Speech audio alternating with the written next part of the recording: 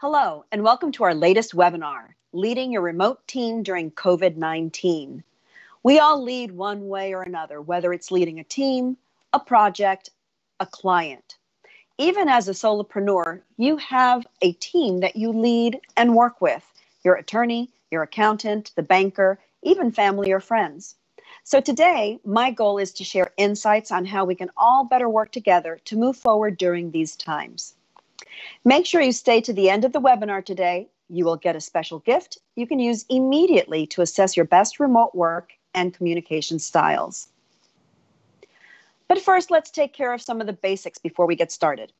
You can always stay connected with the Florida SBDC at the University of South Florida, Muma College of Business by following us on social. We're on most of the platforms and can be found at /USF SBDC. It's a great opportunity to stay up to date with the latest business trends and events and connect with other business owners. We'd also like to mention our monthly newsletter that includes all SBDC training opportunities in our region for the coming month and usually has a featured business or featured content to help make doing business easier. You can sign up for our newsletter by just going to sbdctampabay.com and clicking on Sign Up on the right side of the homepage, or you can just scroll down to the bottom of the homepage and click on the subscribe button. For those of you who are not familiar with what we do at the Florida SBDC at USF, we offer low-cost training, no-cost consulting, and market research and information for small business owners, as defined by the SBA. We are funded in part by the SBA, the state legislature, and various other economic development partners. We offer a wide range of consulting specialties, which are identified on your screen now.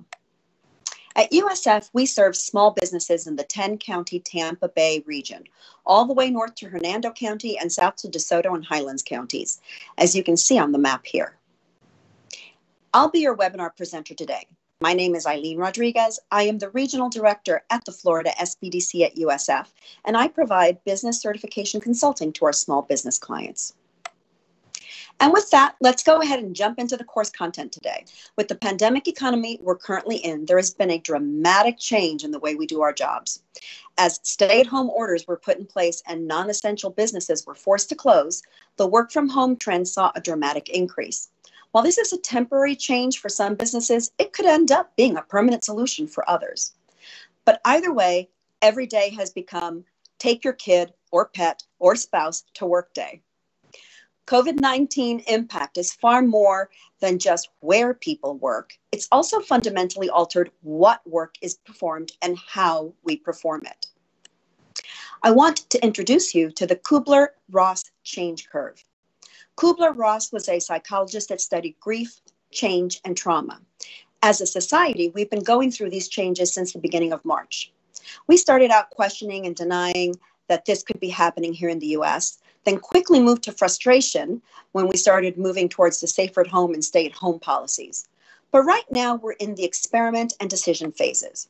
Most employees understand that we won't be going back to our normal way of life anytime soon, and it may be hard for them to handle. Others finally begin to understand and accept the situation, embrace change, and start building from there. We're all resigned to this change, but some react in a positive way and others don't. Making sure our employees are now in the right place for them and the company is very important. As managers, we need to understand what they need. We've looked at our team from both an individual and collective perspective. We simply look at behaviors and measure them in terms of DISC. If you have never heard of DISC, I'll be giving you a brief introduction. And if you have used DISC, you'll see how to continue to use it to ensure your employees are at their most productive during this work-from-home environment. We're going to give everyone a free gift at the end, which you can use immediately with your team. So stay tuned. DISC measures our natural and adapted tendencies. There are 4 styles. Dominance, or D, is how you respond to problems and challenges. Influence, or I, is how you influence others to your way of thinking. Steadiness is S, and is how you respond to the pace of the environment. And compliance, the C, is how you respond to rules and procedures set by others. Our natural tendency is what we would normally do without even thinking about it. Basically, where we were back in January before COVID hit.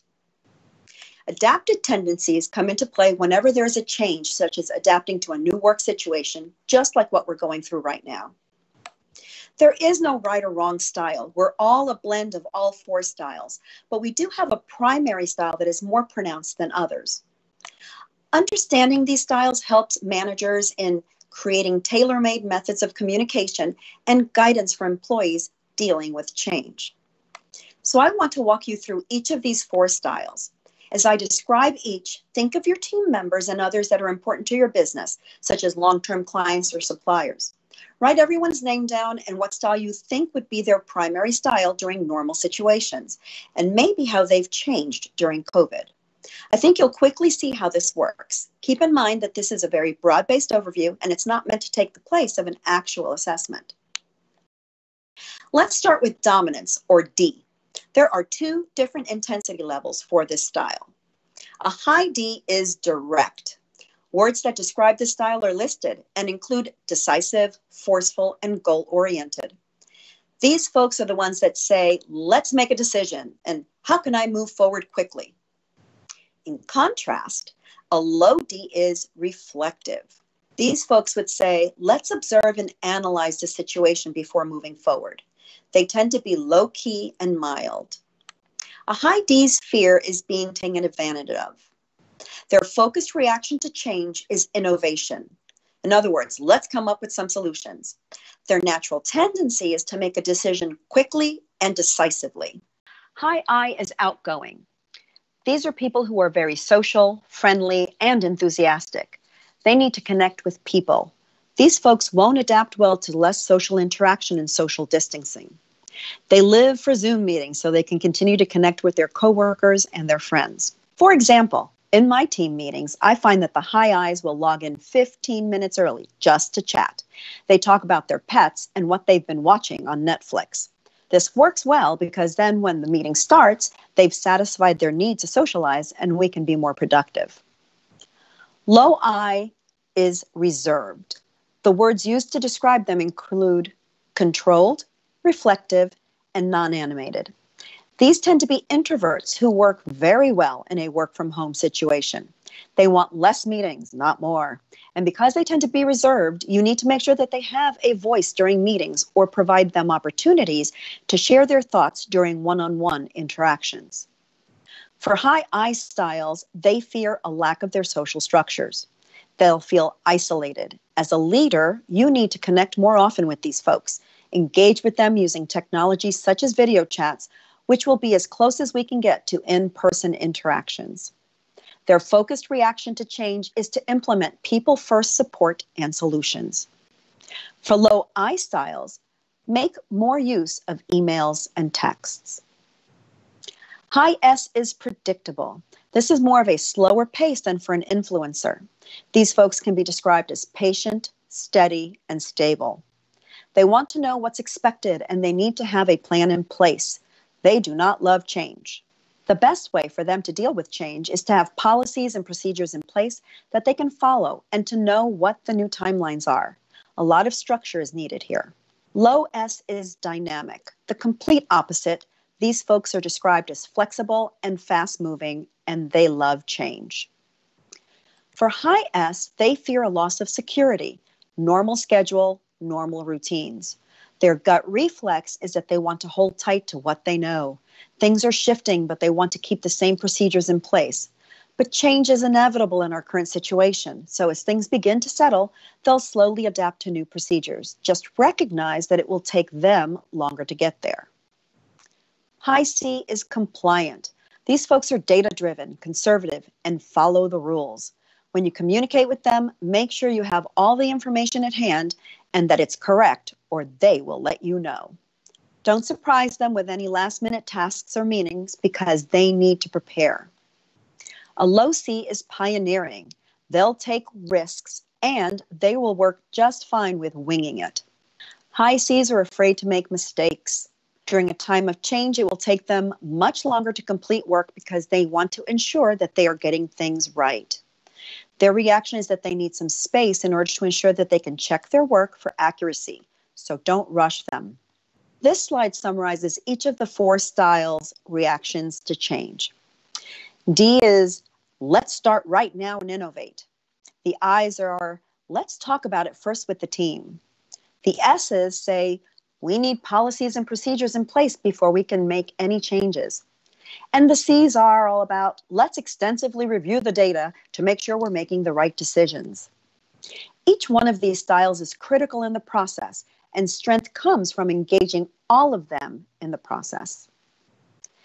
Now let's look at the leadership behaviors during a crisis for each of the 4 styles. High Ds are trailblazers who take action. Before jumping into the deep end, they should be sure to ask other people's points of views to temper their impulsiveness. High Is want to talk through the issues, maybe a bit too much, so they should also be sure to listen actively to others. High S's are calm and reliable. They are the very quiet ones, so they should engage, not withdraw, especially when there is a lively discussion among the team. High C's are logical and ready to create new protocols. Because things are changing so rapidly right now, they should only focus on what they can control. Like Anna said, let it go. So now that we understand the 4 styles, let's use that to improve communication.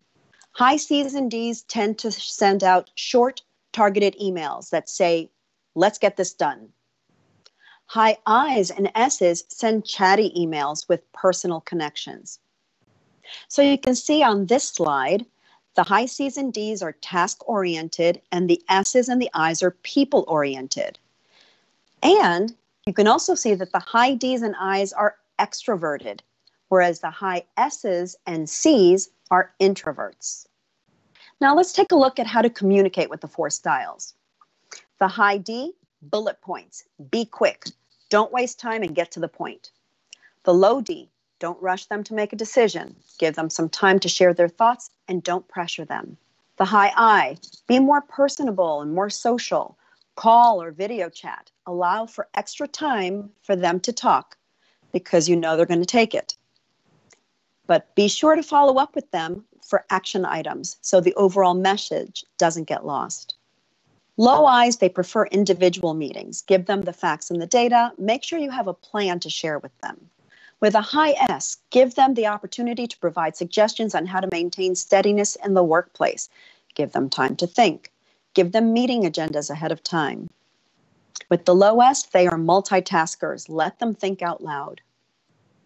High C's, remove all emotion from your emails. For example, don't say that you think this would be a great task for them to take over, but explain why they are perfect for that role. A low C, let them think outside the box, but be sure to recap the main points, otherwise they'll get lost. So going back to the Kubler-Ross change curve, how do we move from the experiment decision phases into integration phase, where now most of the changes have been implemented and we're working in the new model? Many small business owners have already started on this phase by pivoting their businesses and coming up with new products, services, or delivery methods that adapt to our current environment. We've all heard of breweries that have switched to making hand sanitizers with their inventory, or restaurants that are now doing takeout for the very first time ever. So let's look at how to move forward. Productivity increases by 20 to 25% in organizations with connected employees, according to the McKinsey Global Institute. Customer retention rates are 18% higher when you have well-informed and highly engaged employees. Smart people who work remotely at least once a month are 24% more likely to be happy and productive, according to Small Biz Genius.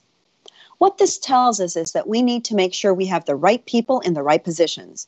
Use this new knowledge to ensure that you are capitalizing on your team's strengths according to their DISC style, instead of increasing their stress by asking them to do things they are not comfortable doing. Look at this COVID event as an opportunity to increase team cooperation, engagement, and creativity. So I'm really excited to share with you the free gift we've been talking about. This will be super helpful for you and your team. We're offering you a brief 10-minute online assessment for you and every member of your team. The assessment will provide a 7-page report, assess your behavioral style, personalized tips for working remotely, and 4 pages of how to communicate with other styles, what to do and what not to do. You will receive your results immediately. We hope this provides you with insights and helps you work virtually alone and with your team. To get access, all you need to do is go to our website at sbdctampabay.com and request a no-cost consultation. You do this by clicking on the Schedule a Consultant button found on our homepage. Fill out all the required information, and in the field for specific assistance, type Work from Home Assessment. Once that form has been submitted, we will reach out to you to schedule an appointment and give you access to the assessment. Once your team members complete the assessment, our consultants at the Florida SBDC at USF can assist you throughout this work from home situation in a variety of ways when it comes to staffing and team dynamics. This is a great tool to see if your people are still in the right positions within your reconstructed business. We also have additional free resources available on our website. Simply click on the Resources tab at sbdctampabay.com and you will find templates, helpful tips and tricks, and important links for financial planning, marketing, government contracting, international trade, and of course, disaster preparedness. Download the tools for free and put them to work for your business. If you like what you learned here today, please go to our Facebook page and give us a testimonial, or visit us on LinkedIn and leave us a comment. You can find me on LinkedIn as well and recommend or verify my skills. That concludes our webinar for today. Thank you for joining us. Be sure to subscribe to our YouTube channel and get notifications on future webinars or to check out previous webinars and features on local businesses. Thanks.